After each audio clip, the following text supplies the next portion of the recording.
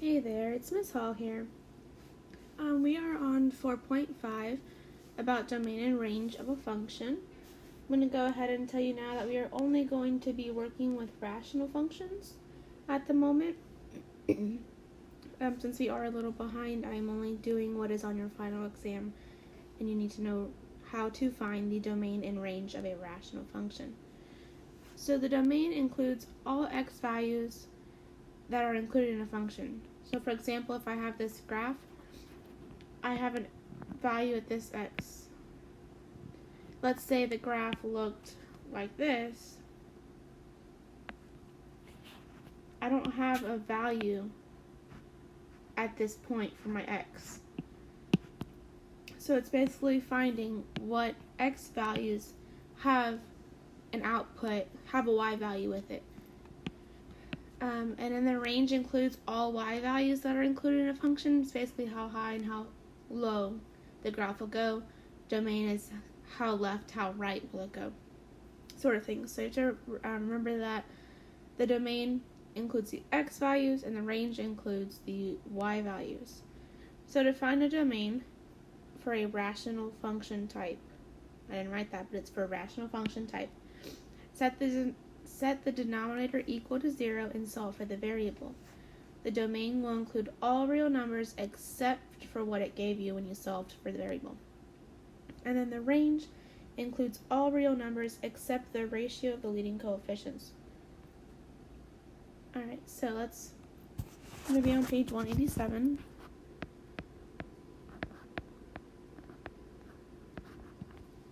I'm going to look at number 31. 31 says that f of x, and this is the representation of a function notation. This is the same thing as saying y equals, but it's different and it's special because it's a function. Okay? Which we'll go more about that soon.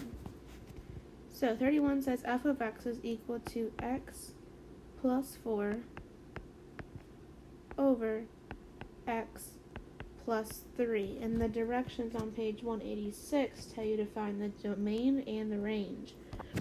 So A, domain, and B, range. So this function creates a graph.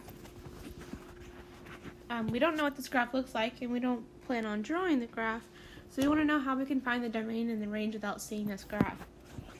Alright, so with that being said, to find the domain, again, set the denominator equal to 0 and solve for the variable. The domain will include all real numbers except for the one you solved for. Okay, so our denominator is x plus 3. And we're going to set it equal to 0, and we're going to solve for x. To solve for x, we subtract 3 from both sides, and x equals negative 3. So the domain says that it will reach every x value on the x-axis except negative 3. So we're going to write that in interval notation. So we're going to start at negative infinity. It'll keep going from negative infinity all the way to negative 3. And then it'll continue from negative 3 to positive infinity. Okay? Now the range. The range is, as it says here, it's the ratio for the leading coefficients. So our coefficient for our numerator is 1, and this one as well. Okay? The ratio for 1 over 1 is equal to 1. So our range is going to say that it also starts at negative infinity and goes to 1, and it continues from 1 to infinity. So it does not include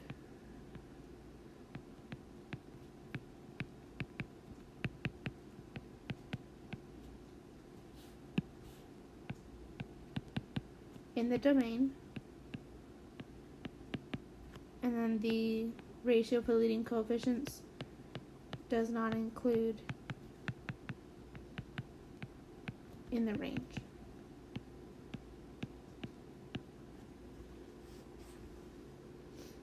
So our final answers would look like this. Sorry about that. Let's look at number 33. For number 33, we have f of x is equal to 2x minus 5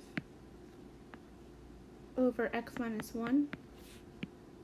Just a reminder, this has a coefficient of 1.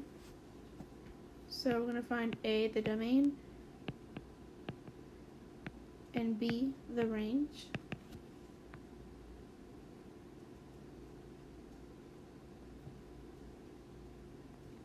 The domain, we're going to set our denominator equal to 0.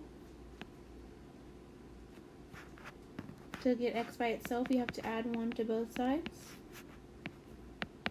And x is equal to 1. So for our domain, it will include every real number except for 1. So we're going to go from negative infinity to 1. And then continuing from 1 to infinity, it just does not include 1. And the range, the ratio of our leading coefficients is 2 to 1. And 2 divided by 1 is 2. So it's all real numbers except for 2. So it's negative infinity to 2. And then from 2 to positive infinity.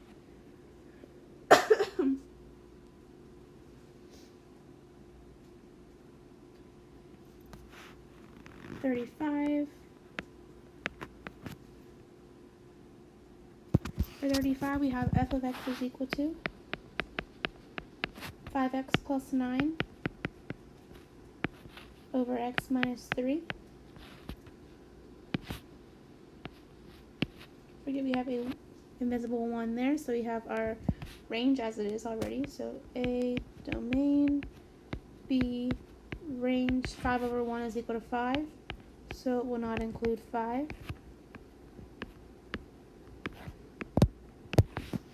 Domain, set the denominator equal to 0, solve for x, everything except for 3.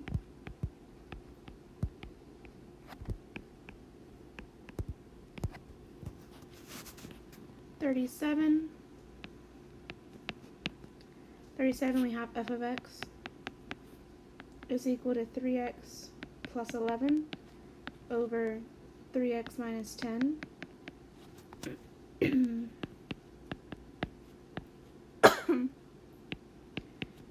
Excuse me, sorry.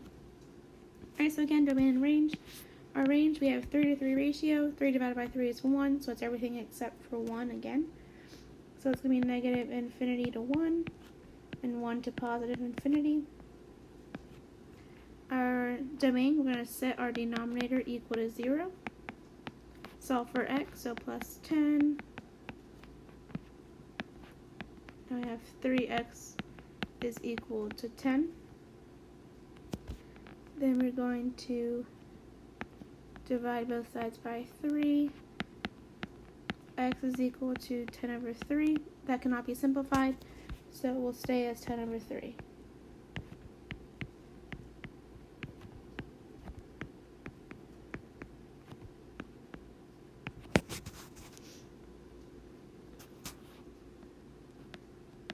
Alright, and last one, 39. We have f of x is equal to 12x minus 9 over 2x plus 3. So A for the domain, set the denominator equal to 0, subtract 3, 2x is equal to negative 3, divide both sides by 2, and x equals to negative 3 over 2. So we have negative infinity to negative 3 over 2, and then from negative 3 over 2 to positive infinity. And then for the range, we have the ratio 12 over 2 is equal to 6, so it's going to be everything but 6. Alrighty, so you guys will be doing 32 to 40 even I would type those up on GoFormative, and all you'll have to do is